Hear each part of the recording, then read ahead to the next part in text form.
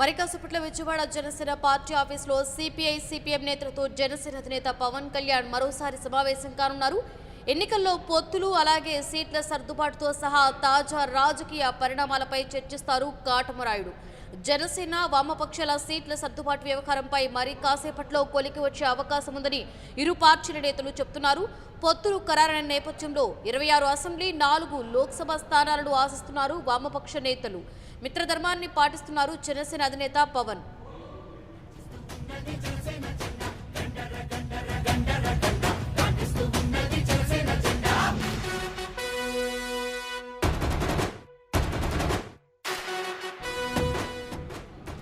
జనసేన ఆఫీసులో ఆశావాహులు కార్యకర్తలతో కోలాహలంగా ఉంది. ఇవాళ సెకండ్ లిస్ట్ ను రిలీజ్ చేస్తారనే విషయం తెలియడంతో విజయవాడకు పెద్ద సంఖ్యలో తరలివచ్చారు జన సైనికులు. ఈ నేపథ్యంలో పవన్ ప్రకటనపై జన సైనికుల్లో ఆసక్తి నెలకొంది. అంతేకాదు గెలుపు గుర్రాలనే కాటమరాయుడు సెలెక్ట్ చేసినట్లుగా తెలుస్తోంది. వామపక్షాలతో సీట్ల సర్దుబాటు ఓ కొలిక్కి రావడంతో సిపిఎం సిపిఐకి ఎన్ని సీట్లు కేటాయిస్తారనే దానిపై సస్పెన్స్ నెలకొంది.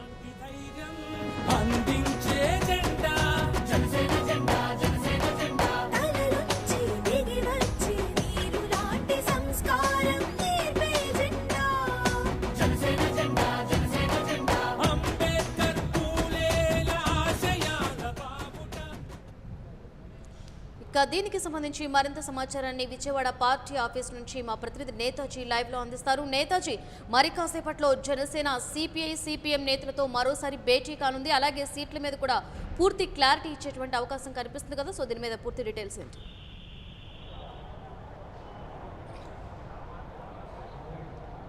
జనసేన అధినేత పవన్ కళ్యాణ్ మరి కాసేపట్లోనే ఇక్కడ ఎవరైతే సిపిఐ సిపిఎం నేతలు ఉన్నారో వారితో మరోసారి సమావేశం కాబోతున్నారు. ఇవాళ ఉదయం కూడా ఆయన సమావేశమయ్యారు. అయితే ఆ భేటీలో మాత్రం కేవలం పొత్తులు సీట్ల సర్దుబాటుపై మాత్రమే చర్చించారు. అవి సాఫీగానే కొనసాగి సీట్ల సర్దుబాటుకు సంబంధించి ఇంకా క్లారిటీ అయితే లేదు. ఈ నేపథ్యంలో మరోసారి వారిని చర్చలకు ఆహ్వానించారు. వారు కూడా మరి కాసేపట్లోనే జనసేన పార్టీ కార్యాలయానికి చేరుకోబోతున్నారు. చేరుకున్న అనంతరమే పవన్ కళ్యాణ్ తోటి సమావేశం అవుతారు.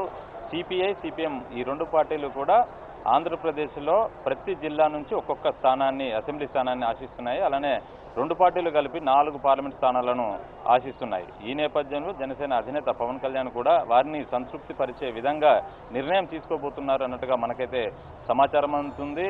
వాళ్ళు అడిగే 26 శాసనసభ సీట్లతో పాటు 4 పార్లమెంటు స్థానాల్లో 1-2 తగ్గే అవకాశం ఉన్నట్టుగా మనకైతే తెలుస్తుంది. ఏది ఏమైనా కూడా వామపక్ష నేతలను మాత్రం సంతృప్తి పరిచే విధంగానే జనసేనాని నిర్ణయం ఉండబోతుందన్నట్టుగా తెలుస్తుంది. మరోవైపు జనసేన అధినేత పవన్ కళ్యాణ్ ఇవాళ ఈ సిపిఐ సిపిఎం పార్టీలకు సంబంధించిన అభ్యర్థులను ఖరారు చేసి వారి పేర్లను ప్రకటిస్తారన్నట్టుగా కూడా ప్రచారం అయితే జరుగుతుంది. దాంతోపాటు జనసేన పార్టీ తరఫున కూడా 30 నుంచి 40 మంది అసెంబ్లీ అభ్యర్థులను అలానే మరో 4 కానీ 6 కానీ పార్లమెంటు స్థానాలకు అభ్యర్థులను ప్రకటిస్తారన్నట్టుగా బయట ప్రచారం జరుగుతున్న నేపథ్యంలో విజయవాడలోని జనసేన పార్టీ రాష్ట్ర కార్యాలయానికి ఆశావహులు జన సైనికులు పవన్ కళ్యాణ్ అభిమానులు మధ్యాహ్నమే చేరుకున్నారు. మధ్యాహ్నం నుంచి కూడా ఇక్కడ సందడి వాతావరణం నెలకొంది.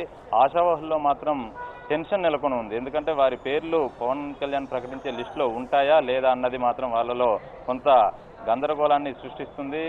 తమ పేర్లు ఉన్నా లేకపోయినా ఖచ్చితంగా పవన్ కళ్యాణ్ ఎవరి పేర్లను ప్రకటిస్తారో వారికి మాత్రం తమ సంపూర్ణ మద్దతు ఉంటుంది, పార్టీ గెలుపుకు కృషి చేస్తాం అంటూ కూడా ఇక్కడికి వచ్చిన కొంతమంది ఆశావాహులు 99 టీవీతో చెప్పుకున్నారు. పవన్ కళ్యాణ్ ప్రభంజనం ఖాయం, పవన్ కళ్యాణ్ బీఎస్పీతో పొత్తు పెట్టుకోవడాన్ని మేము స్వాగతిస్తున్నాం. ఈ బీఎస్పీతో పొత్తు అన్నది ఖచ్చితంగా ఈసారి 2 తెలుగు రాష్ట్రాల్లో ఖచ్చితంగా ప్రభావం చూపబోతుందంటూ కూడా ఆశావాహులు చెప్తున్న పరిస్థితి అయితే ఉంది. మరోవైపు ఏప్రిల్ 3, 4 తారీఖుల్లో బీఎస్పీ అధినేత్రి మాయావతి 2 తెలుగు రాష్ట్రాల్లో పర్యటించబోతుంది. దీనికి సంబంధించి ఎక్కడ ముందుగా సభలను ఏర్పాటు చేయాలి, ఆ సభలు కూడా జనసేన, బీఎస్పీ, సిపిఐ, సిపిఎం ఈ కూటమి తరఫున ఎన్నికల సభలు ఉండబోతున్నాయి. కాబట్టి ముందుగా తెలంగాణలో నిర్వహించాలా లేకపోతే ఏపీలో నిర్వహించాలా సభలను అన్న దాని మీద కూడా కసరత్తు అయితే కొనసాగుతూనే ఉంది. ఆ కసరత్తు కూడా కొలిక్కి వస్తుంది అన్నట్టుగా మనకైతే సమాచారం అందుతుంది. అలానే జనసేన అధినేత పవన్ కళ్యాణ్ ఇటు ఏపీతో పాటు తెలంగాణ పార్లమెంట్ ఎన్నికల్లో కూడా పోటీ చేస్తానని ప్రకటించారు. అక్కడ 17 లోక్సభ స్థానాలు ఉన్నాయి. అందులో ఇవాళ మొట్టమొదటి మల్కాజ్గిరికి సంబంధించిన లోక్సభ అభ్యర్థిని కూడా ప్రకటించారు. పార్టీ ఉపాధ్యక్షుడు ఎవరైతే మహేందర్ రెడ్డి ఉన్నారో మహేందర్ రెడ్డి పేరుని ఆయన ఖరారు చేశారు. పవన్ కళ్యాణ్ నిర్ణయాన్ని తెలంగాణ జన సైనికులు ఆహ్వానిస్తున్నారు. మేము శాసనసభ ఎన్నికల్లోనే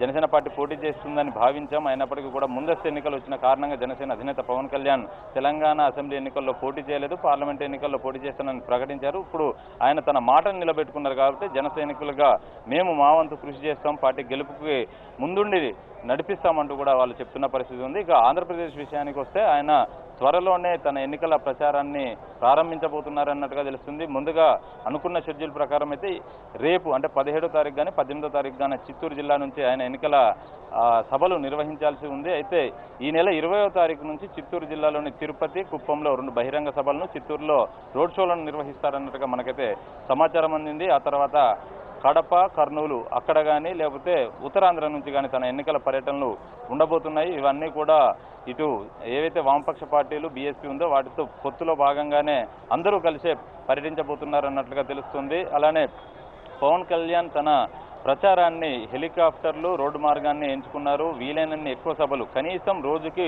3 నుంచి 4 బహిరంగ సభలు, 2 నుంచి 3 రోడ్ షోల్లో పాల్గొనే విధంగా తనకు సంబంధించిన రూట్ మ్యాప్ను కూడా సిద్ధం చేస్తున్నారు. దానికి తగ్గ కసరత్తు కూడా కొనసాగుతుంది. జనసేన చీఫ్ పవన్ కళ్యాణ్ ఈసారి ఖచ్చితంగా ఏపీలో సీఎం కాబోతున్నారు అన్నట్టుగా జన సైనికులు చెప్తున్నారు. ఆ దిశగా మేమంతా కూడా గ్రౌండ్ లెవెల్లో ప్రిపేర్ చేశాం. బయటికి ఎలా ఉన్నప్పటికీ కూడా చాప కింద నీరులా జనసేన పార్టీ తన ప్రభావాన్ని చూపబోతుంది. అందులో నిన్న ఆయన లక్నోకి వెళ్ళి బీఎస్పీ అధినేత్రి మాయావతిని కలిసి వచ్చారు. ఈ నేపథ్యంలో ఆ పొత్తు కూడా ఖచ్చితంగా ప్రభావాన్ని చూపిస్తుంది. ఒక దళిత మహిళను ప్రధానమంత్రిగా చూడాలని పవన్ కళ్యాణ్ ఆశిస్తున్నారంటేనే తన ఆలోచనలు ఎంత గొప్పవో మనం అర్థం చేసుకోవచ్చు అంటూ కూడా ఇక్కడికి వచ్చిన నేతలు, జన సైనికులు, పవన్ కళ్యాణ్ అభిమానులు చెప్తున్నారు. అన్ని పార్టీలు కూడా దళితుల్ని నెత్తిన పెట్టి చూసుకుంటున్నామని చెప్తున్నప్పటికీ కూడా ఈ రోజుకి దళితుల్ని చిన్న చూపు చూస్తున్న పరిస్థితి అయితే ఉంది. పేరుకి దళితులకు అది చేశాం, ఇది చేశామని అన్ని పార్టీలు చెప్తున్నాయి. కానీ ఏ ఒక్క పార్టీ కూడా దళితులకు గౌరవం ఇచ్చి ముందుకు వెళ్ళలేదు. జనసేన పార్టీ మాత్రం బీఎస్పీ అధినేత్రి ఎవరైతే మాయావతి ఉన్నారో ఆమె దగ్గరికి వెళ్ళి మీరు ప్రధానమంత్రిగా కావాలన్నదే నా ఆకాంక్ష అన్నట్టుగా ఆయన తెలియజేశారు. దీన్ని మాత్రం ఇక్కడున్న దళితులంతా కూడా స్వాగతిస్తున్నారు. దళితులకు జనసేన పార్టీ పెద్దపీట వేస్తుందంటూ కూడా వాళ్ళు మన 99 టీవీతో చెప్పిన పరిస్థితి అయితే ఉంది. దీన్ని బట్టి చూస్తే జనసేన పార్టీ అన్నది అందరినీ సమానంగా చూస్తుంది. జనసేన అధినేత చెప్తున్న మాటలకు, చేస్తున్న పనులకు ఖచ్చితంగా పొంతన ఉంటుంది అన్నట్టుగా వాళ్ళు చెప్తున్నారు. అలానే ఉచిత విద్య, వైద్యం ప్రతి ఒక్కరికి అందిస్తాను, రైతులను ఆదుకునేందుకు ప్రతి ఎకరాకు రూపాయలు ఏదైతే 8,000 ఉన్నాయో అది ఆర్థిక సాయం చేస్తాను. 60 ఏళ్లు పైబడిన వృద్ధ రైతులు ఎవరైతే ఉంటారో సన్న, చిన్నకారు, అలానే కౌలు రైతులు వారందరికీ కూడా నెలకు 5,000 పెన్షన్ ఇస్తానని పవన్ కళ్యాణ్ ప్రకటించారు. మహిళలకు సంబంధించి రాజకీయంగా 33% రిజర్వేషన్లు, ఉచితంగా గ్యాస్ సిలిండర్ల పంపిణీ, అలానే ప్రతి నెల మహిళా అకౌంట్లో రేషన్కి బదులుగా 2,500 నుంచి 3,500 వరకు నగదు బదిలీ. మరీ ముఖ్యంగా ప్రభుత్వ ఉద్యోగులకు సంబంధించి కూడా ఏదైతే కాంట్రిబ్యూటరీ పెన్షన్ స్కీమ్ ఉందో దీన్ని రద్దు చేయాలని అటు తెలంగాణ, ఆంధ్రప్రదేశ్ రాష్ట్రాల్లో ఎప్పటి నుంచో వాళ్ళు ప్రభుత్వాలను డిమాండ్ చేస్తున్నారు. అయినప్పటికీ కూడా ఏ ప్రభుత్వం పట్టించుకోలేదు. జనసేన అధినేత పవన్ కళ్యాణ్ తన మేనిఫెస్టోలో ఈ అంశాన్ని పొందుపరిచారు. ఖచ్చితంగా సిపిఎస్ విధానాన్ని రద్దు చేస్తాను, పాత పెన్షన్ విధానాన్నే పునరుద్ధరిస్తాను, ఎందుకంటే నేను కూడా ఒక కానిస్టేబుల్ కొడుకుని, మా నాన్న గవర్నమెంట్ ఎంప్లాయీ కాబట్టి ఆ కష్టాలు ఎలా ఉంటాయో నాకు తెలుసు అంటూ కూడా పవన్ కళ్యాణ్ పలు బహిరంగ సభల్లో చెప్పారు. ఈ నేపథ్యంలోనే జనసేన అధినేత పవన్ కళ్యాణ్కి ప్రభుత్వ ఉద్యోగుల నుంచి కూడా సంపూర్ణ మద్దతు లభిస్తుంది. ఇవే కాకుండా వ్యవసాయం, అలానే విద్యార్థులకు సంబంధించి కూడా ఉచిత విద్య అన్నారు. అలానే ఉచితంగా భోజనం పుట్టే విధంగా ఐడి కార్డు, విద్యార్థులకు సంబంధించిన ఐడి కార్డు షో చేయగానే భోజనం, వారికి ఉచితంగానే రవాణా సదుపాయాన్ని కూడా కల్పిస్తానన్నారు. అవసరమైతే ట్రైన్ జర్నీలో కూడా కేంద్ర ప్రభుత్వంతో మాట్లాడి విద్యార్థులకు ఉచితంగా ప్రయాణం కల్పించే సౌకర్యానికి నేను ఏర్పాటు చేస్తానన్నట్టు కూడా ఆయన ప్రకటించారు. ఎక్కడికి వెళ్ళినా కూడా జనసేన చీఫ్ విద్యార్థులతో ప్రత్యేకంగా భేటీ అవుతున్నారు, వారి యొక్క సమస్యలను తెలుసుకున్నారు. వాళ్ళు చెప్పిన సమస్యలు ఏవైతే ఉన్నాయో వాటిల్నే ప్రధానంగా తీసుకుని ఈ ఉచిత విద్య, వైద్యం, వాళ్ళకు భోజన సౌకర్యం, ఉచిత రవాణా అన్నది కల్పిస్తున్నారు. దీన్ని బట్టి అర్థం చేసుకోవచ్చు విద్యార్థులంతా కూడా పవన్ కళ్యాణ్కి అండగా నిలబడుతున్నారు. ఇదే కాకుండా ప్రభుత్వ ఉద్యోగులు ఎవరైతే ఉంటారో అంటే వివిధ సెక్షన్లలో అటు డాక్టర్స్ కావచ్చు, న్యాయవాదులు కావచ్చు, వీరంతా కూడా తమ సమస్యలను చెప్పుకున్నారు. వారందరికీ కూడా న్యాయం చేసే విధంగా జనసేన చీఫ్ పవన్ కళ్యాణ్ తన ఎన్నికల మేనిఫెస్టోలో పొందుపరచబోతున్నారు. ఇప్పటికే ప్రకటించిన మేనిఫెస్టోకు అద్భుతమైన స్పందన వస్తుంది. రైతులు ఎంతో ఈ నిర్ణయాన్ని స్వాగతించారు. ఎందుకంటే రైతులకు ఇప్పటివరకు కూడా ఏ ప్రభుత్వం అండగా నిలబడిన దాఖలాలు లేవు. జనసేన అధినేత పవన్ కళ్యాణ్ మాత్రం అటు తుళ్ళూరు విషయంలోనూ రైతులకు అండగా నిలబడ్డారు. బలవంతంగా భూముల్ని వారి నుంచి సేకరించినప్పుడు ఇక మిగిలిన విషయాలు అంటే రైతులకు సంబంధించి నర్సరీ రైతులను కూడా ఇప్పటివరకు ఏ ప్రభుత్వం కూడా రైతులుగా గుర్తించలేదు. నర్సరీ రైతులను ఇప్పటివరకు కేవలం పూల మొక్కల పెంపకందారులుగానే గుర్తిస్తున్నారు. ఈ నేపథ్యంలో వారికి రైతులకు అందాల్సిన బెనిఫిట్స్ అందడం లేదు. దాన్ని గుర్తించిన జనసేన అధినేత పవన్ కళ్యాణ్ వారిని కూడా ఆదుకునేందుకు ఎన్నికల మేనిఫెస్టోలో కొన్ని అంశాలను పొందుపరిచారు. ఇలా ప్రజలతో మమేకమై ప్రజల యొక్క కష్టసుఖాలను తెలుసుకుంటూ వారి సమస్యలు ఏవైతే ఉంటాయో ఆ సమస్యల పరిష్కార మార్గాలను అన్వేషించిన జనసేనాని పూర్తిస్థాయి మేనిఫెస్టోలో ఈ అంశాలన్నింటినీ పొందుపరచబోతున్నారు. ఈ నేపథ్యంలోనే జనసేన అధినేతకు అన్ని వర్గాల నుంచి అద్భుతమైన స్పందనలు. Yes sir, thank you Netaji, thanks for the updates. మరోవైపు గుంటూరు జిల్లాలో జనసేన ప్రచారంలో దూసుకుపోతోంది. గుంటూరు పశ్చిమ నియోజకవర్గ అభ్యర్థి తోట చంద్రశేఖర్ ప్రతి ఇంటికి జనసేన, ప్రతి హృదయంలో జనసేన కార్యక్రమం ప్రారంభించారు. జనసేన మేనిఫెస్టో, సిద్ధాంతాలు, ఆశయాలను ప్రజల్లోకి వివరిస్తున్నారు ఆ పార్టీ రాష్ట్ర ప్రధాన కార్యదర్శి తోట చంద్రశేఖర్. ఇక మార్పు రావాలంటే జనసేనకు ఓటు వేయాలని చెబుతున్నారు. అంతేకాదు తోట చంద్రశేఖర్ జీవిత చరిత్రలోని కొన్ని ముఖ్యమైన ఘట్టాలను కరపత్రాల రూపంలో వివరిస్తున్నారు. ఈ కార్యక్రమానికి జన సైనికులు, కార్యకర్తలు భారీ సంఖ్యలో హాజరయ్యారు. జనసేన పార్టీ నాయకుడు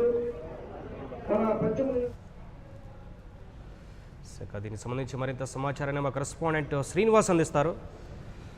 శ్రీనివాస్, ఇప్పటికే గుంటూరు పశ్చిమ నియోజకవర్గ అభ్యర్థి జనసేన పార్టీ ప్రధాన కార్యదర్శి తోట చంద్రశేఖర్ ప్రచారంలో దూసుకుపోతున్నట్లుగా తెలుస్తోంది కదా, అక్కడ జన సైనికుల నుంచి స్పందన ఎలా ఉంది, ఏం చెప్తున్నారు కార్యకర్తలు?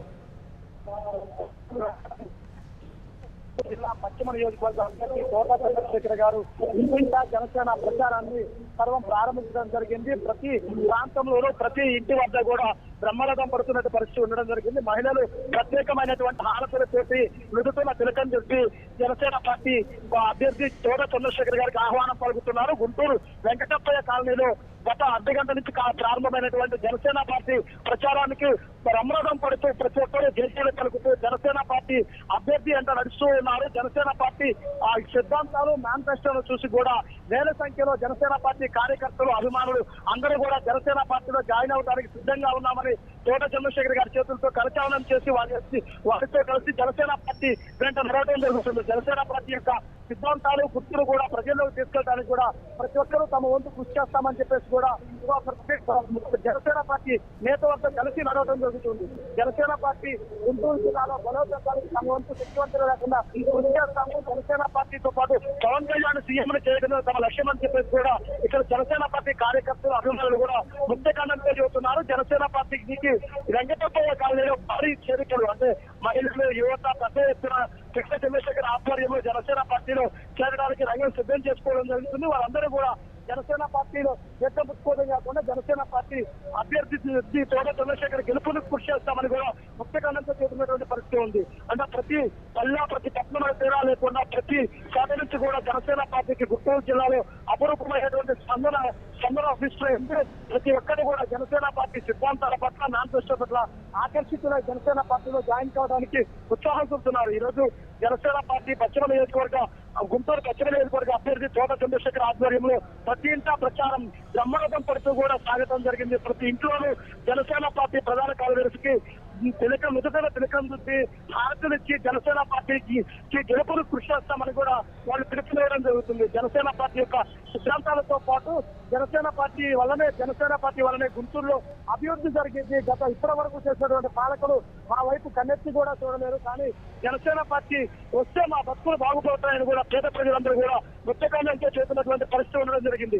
జనసేన పార్టీ ప్రధాన కార్యదర్శి తోట చంద్రశేఖర్ ఆధ్వర్యంలో వెంకటప్పయ్య కాలనీలో కూడా సుమారు 5,000 మంది జనసేన పార్టీ కార్యకర్తలు, అభిమానులు కూడా జనసేన పార్టీలో జాయిన్ కావడం జరిగింది. వీరందరూ కూడా జనసేన పార్టీ గెలుపునకు కృషి చేస్తామని కూడా ముఖ్యకాండంతో చెబుతున్నటువంటి పరిస్థితి ఉండడం జరిగింది. రానున్న రోజుల్లో గుంటూరు పట్టణంలో జనసేన పార్టీ అన్ని స్థానాలలో విజయం సాధించడం కూడా ఆశాభావం వ్యక్తం చేస్తూ ఉన్నారు. జనసేన పార్టీలో ఈ జాయినింగ్ కూడా థ్యాంక్ యూ శ్రీనివాస్.